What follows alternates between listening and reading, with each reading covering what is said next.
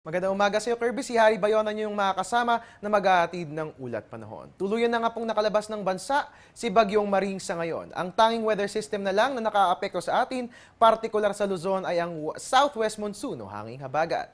Kaugnay niyan, asahan pa rin ang mga pag-ulan ngayong araw ng Huwebes. Sa ibang balita, ngayong 7:30 a.m. inilabas ng PAGASA ang Yellow Rainfall Advisory number 33. Ayon dito, maaasahan ng moderate to heavy rainfall sa Camanava, Manila, Pasay at Quezon City. Ang mga pagulan ay magtatagal hanggang sa susunod na 3 oras. Samantala, heavy to intense rainfall ang kasalukuyang nararanasan sa Bataan, ilang bahagi ng Pampanga, Bulacan at Zambales. Asahan mo na magpapatuloy ito hanggang sa susunod na 3 oras. Ngayon naman, ang tanong ng karamihan sa atin, kailan nga ba gaganda ng tuluyan ang lagay ng ating panahon? Ayon kay PAGASA weather forecaster Samuel Duran, bukas ay makararanas na tayo ng improvement sa ating weather dito sa Metro Manila, habang sa weekend pa mararanasan ng pagbuti ng panahon sa Central at Northern Luzon. Pero habang maulan pa ngayon, patuloy pa rin tayo mag-ingat na makaiwas tayo sa mga sakunang dulot ng masamang panahon. Magbabalik po ang ating ulat panahon makalipas ang isang paalala. Teng, ang package.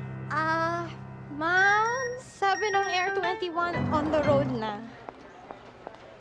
Ano, Teng? Ang package. Ma'am, sabi ng Air 21 na receive na. Okay, very good. Basta padala, sagot ka ng Air 21. May real-time delivery updates via text para worry-free ka. Teng, ang package, napadala mo na? Yes, ma'am, sa Air 21. Sa Air 21, sagot ko, padala mo. Sa ibang balita, dahil sa patuloy pa rin pag-iral ng habagat, muli na namang nagtaas ng gale warning ang PAGASA.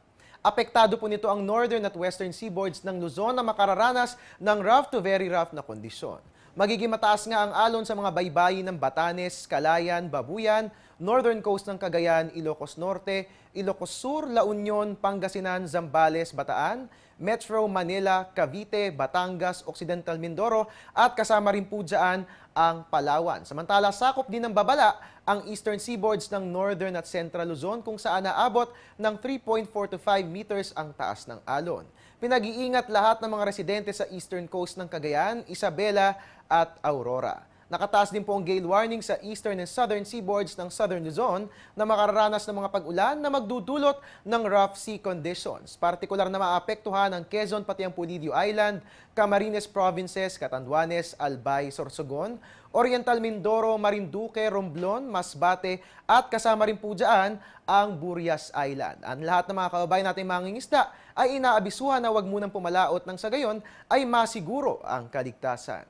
At yan po muna ang latest mula rito sa PAGASA DOST. Antabayanan po ang susunod kong ulat panahon mamayang alas 10 ng umaga dito lamang po yan sa Panahon TV Express sa Telebisyon ng Bayan. At your service po ang new weatherman, Harry Bayona. Balik sa iyo, Kirby.